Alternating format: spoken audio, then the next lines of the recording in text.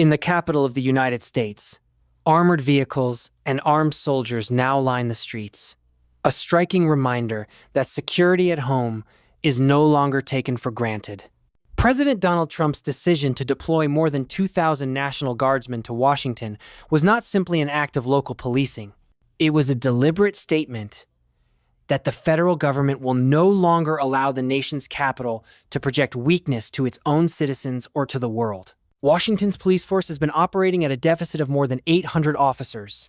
Rising homicide rates and carjackings have eroded public confidence. The city's murder rate has at times rivaled Chicago's and far exceeded New York or Los Angeles. In such a context, federal intervention carries symbolic weight. The world watches Washington closely. Disorder in the capital is read abroad as disorder in America itself. A capital under military protection becomes a message of deterrence, not only to criminals, but to rival powers who calculate advantage from perceived instability. President Trump has made clear that Washington is only the first step. He has spoken openly about extending deployments to cities such as Chicago and New York, places that have become synonymous with urban decline.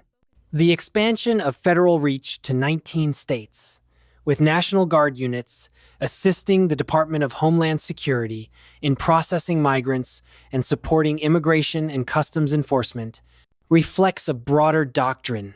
Domestic security, immigration control, and crime suppression are now fused into a single national campaign. In the eyes of the administration, this is not law enforcement in isolation. It is statecraft on the home front. Critics argue that such measures resemble militarization. Supporters counter that extraordinary conditions require extraordinary responses. Historical parallels are worth recalling.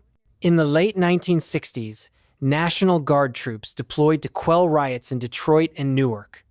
In the aftermath of Hurricane Katrina, Guardsmen patrolled New Orleans. Each instance carried geopolitical consequences. Images of burning cities have always undermined American claims of stability abroad. For this administration, projecting order at home is inseparable from projecting strength overseas. The political context is no less significant. Congressman Pat Fallon of Texas, echoing the White House position, has noted that crimes in Washington were systematically downgraded by local authorities in an effort to mask the scale of disorder. Carjackings have risen by more than 500% in just 5 years. Such numbers feed a narrative of institutional failure. For Trump, intervention demonstrates action where others equivocated. The symbolism is deliberate, that federal authority, when exercised with resolve, can restore safety to cities once abandoned to decline. Yet the crackdown on crime is not occurring in isolation. On the same weekend that National Guard troops deployed to the Capitol, the Federal Bureau of Investigation raided the home and office of former National Security Advisor John Bolton. Boxes of documents were removed, raising immediate questions of classified material. Bolton, who had long been estranged from the president and publicly critical of him, found himself subject to the same standards of accountability that the administration insists must apply to all. To Trump, the episode underscored a principle: no figure, however senior, can remain above the law. The raid reignited debates about the handling of classified information, secure facilities known as SCIFs, and the long-standing pattern of leaks in Washington. Intelligence material, by statute, is to remain within those secure spaces. If documents were indeed removed, then the violation is indisputable. For the White House, this is not merely about one man. It is about reestablishing discipline in the machinery of national security. Allies abroad scrutinize these developments carefully. When a senior official is found to have mishandled secrets, confidence in American discretion weakens. Rivals interpret such lapses as opportunities. Thus, the enforcement action against Bolton becomes both domestic accountability and a signal to the international system. Beneath these security measures lies a struggle over political power itself. In Texas, Republican legislators advanced new congressional maps, likely to increase their party's representation by several seats.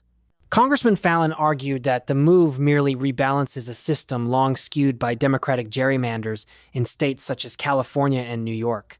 The mathematics are stark. Despite millions more votes cast for Republican candidates in the 2024 election, the party nearly lost control of the House of Representatives. Structural asymmetry in districting, more than the popular vote itself, determined balance of power. From a geopolitical perspective, this underscores a reality: America's capacity to project stability abroad rests on its ability to maintain legitimacy at home. If domestic representation is perceived as distorted or illegitimate, foreign rivals exploit the narrative of hypocrisy.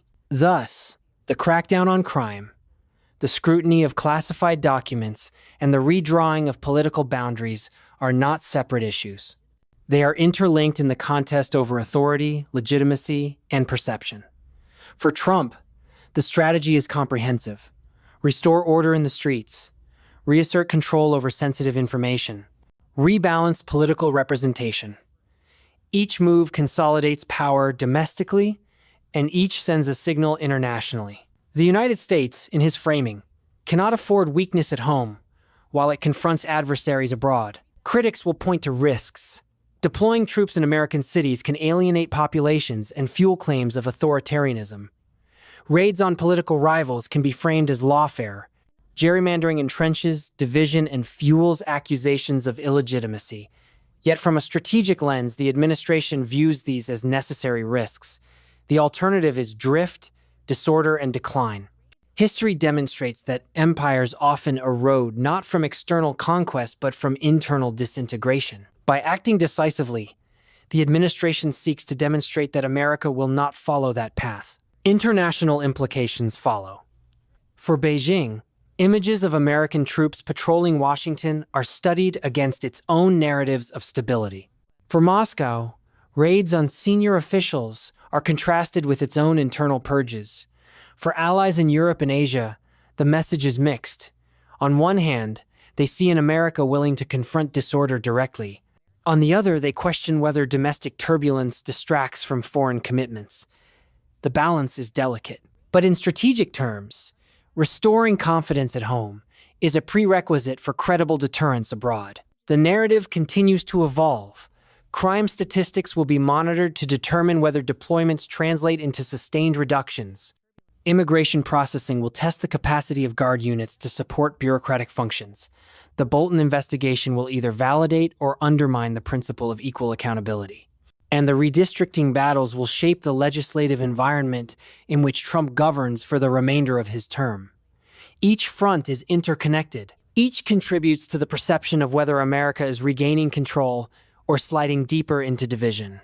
In the end, the broader geopolitical picture is this: nations rise or fall, not only by the strength of their militaries abroad, but by the strength of their governance at home. Disorder in the capital, mishandling of secrets, and structural imbalance in representation all erode credibility. By confronting them simultaneously, Trump seeks to send one message: that the United States remains capable of decisive governance. The streets of Washington, the documents seized from a former advisor, and the maps redrawn in state capitals may seem like domestic matters. Yet in the logic of power, they are signals to the world. Signals that America intends to govern itself with the same firmness it demands in its dealings abroad.